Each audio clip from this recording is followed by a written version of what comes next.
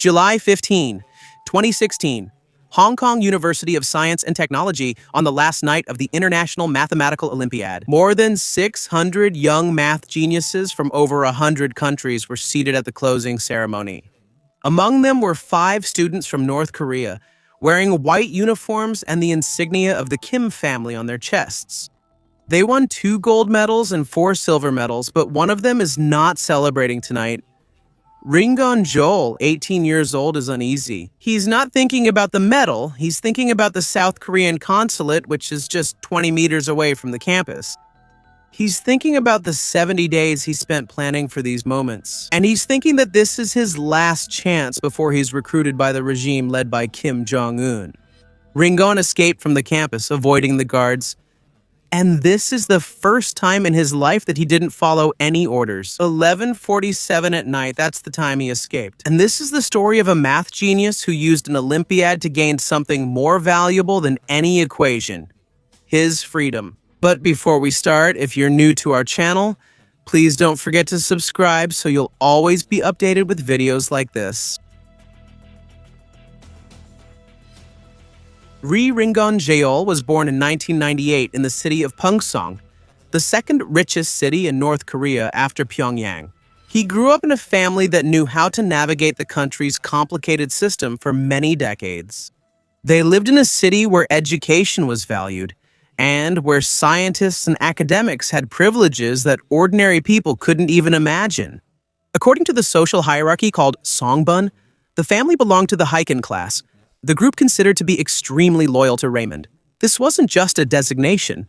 The family inherited it through generations that demonstrated unwavering loyalty to the state. In exchange for this were better housing, more food, and a stronger expectation of absolute loyalty.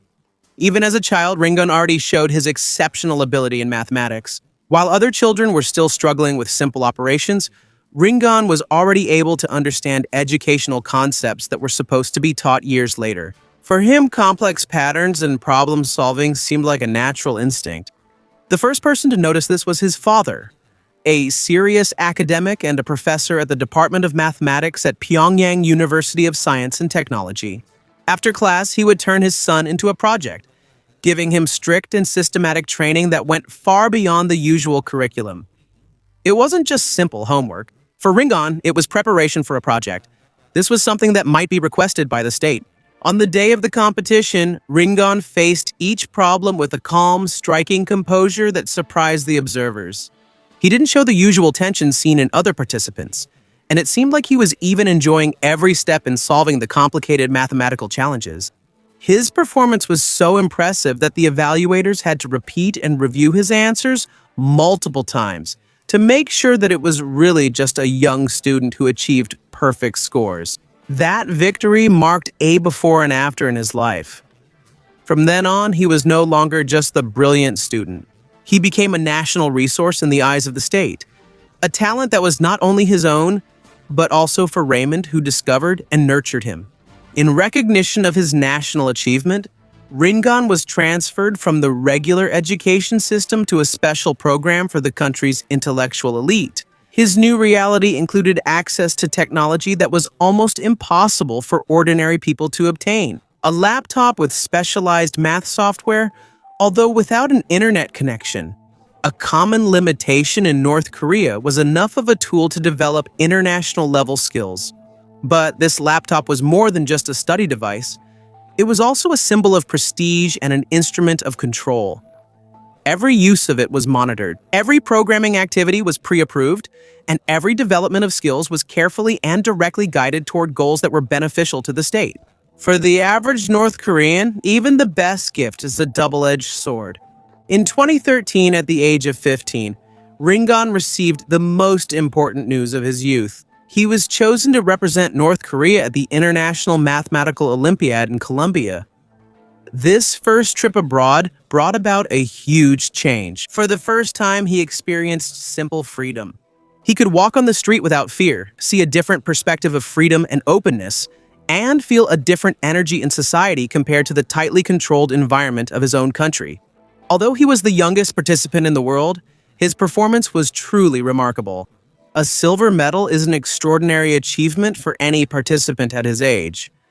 North Korea finished in 5th place in the world. However, for the officials who were with him, the result, although impressive, was not enough. They invested a lot of resources in his training, and what they expected were gold medals.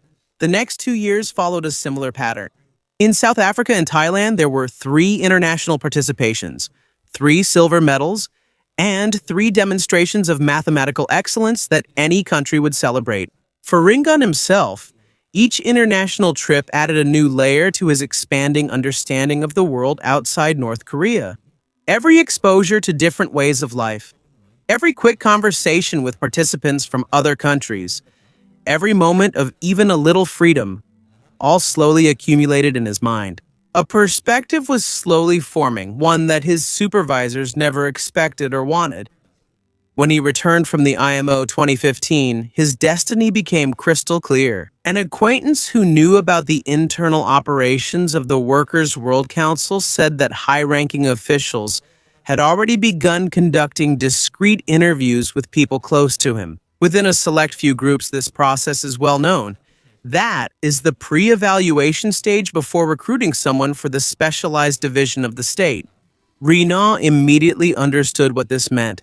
His talent in mathematics was not meant for a normal career as an academic. This would push him towards cyber warfare operations, the secret program that North Korea had established long ago. This program recruits the best mathematicians and scientists from all over the country. They are placed in a closed facility and taught advanced programming, cryptography, and digital infiltration techniques. It's true that their conditions are better compared to ordinary people, but the price is the absolute loss of freedom. No contact with the outside, no family, and no right to leave.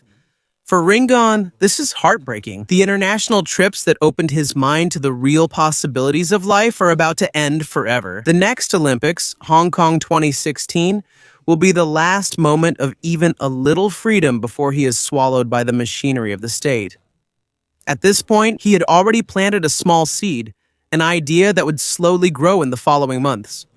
What if he never came back? Imagine for a moment the feeling that your whole life has been preparation for something you never chose, that every success, every medal, and every moment of pride is simply the state's investment in your future obedience. Ringon was only 17 years old when he discovered what his true destiny was.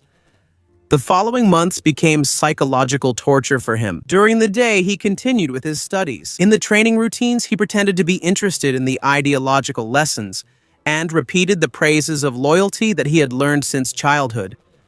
Every smile was an act. Every gesture and interaction was a perfect mask. At night, while the other family members were sleeping, Ringon began studying something he never expected or thought he would need: the geography of Hong Kong. The 2016 Olympiad would be his last competition before he turned 18. And with that, it would be his last chance to leave the country. During these months, he lived a double life. On the outside, he was the perfect son, a model student, and Raymond's math genius. On the inside, he was preparing the most dangerous plan of his life. A plan that, if it failed, would not only ruin his future, but also the fate of his family. Before he left, his father, a disciplined member of North Korea's elite academic circle, gave him $200. There has been some speculation in the media about the possible involvement or assistance of his father in his escape. However, in 2019, Ringon himself gave false information in an interview with one of South Korea's major newspapers. According to him, he hopes that the false information about him and his father will be corrected because he could also be punished.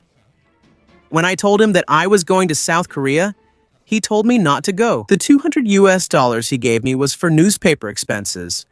And he said, if you need to buy anything, just buy it, and that's it. On July 6, 2016, the North Korean team arrived in Hong Kong. To the world, they are 5 talented students representing their country in the biggest mathematics competition on the planet. For Ringon, this is the start of a countdown of exactly 10 days. On the outside, the competition seems fine. The team won 2 gold medals and 4 silver medals. They ranked 6th in the world. Ringon won his 4th consecutive silver medal with 25 out of 42 points. For anyone looking from the outside, this was another success in mathematics. But for Ringold, the medal or recognition no longer mattered. During the 10 days in Hong Kong, he didn't solve equations for the honor of the country. Instead, he thought about something more complicated: the possibility of a successful escape from the most closed-off country in the world. With each passing day, with every hour bringing the end of the competition closer, the tension was rising exponentially. He memorized that the distance from the campus to the South Korean consulate was exactly 32 kilometers. He studied the taxi routes, the schedules, and he practiced the simple English he would need to reach his destination.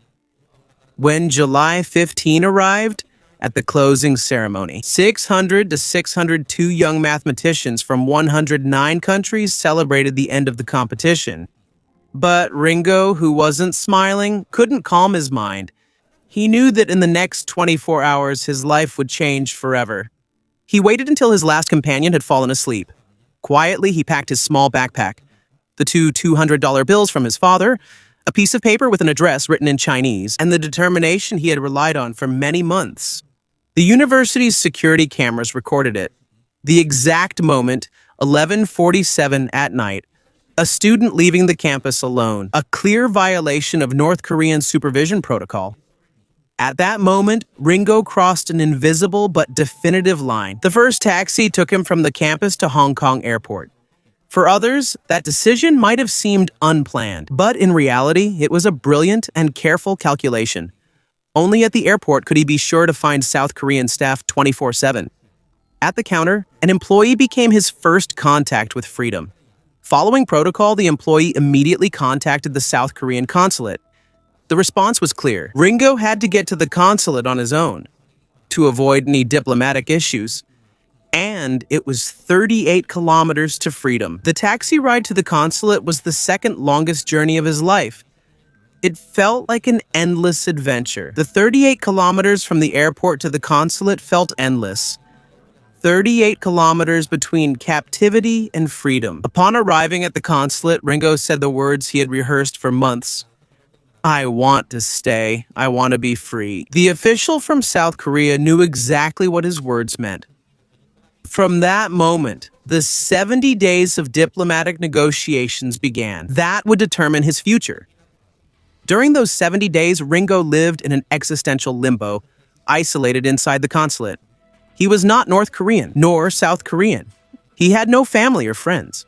Only time kept him company, giving him space to think about the most important decision of his life.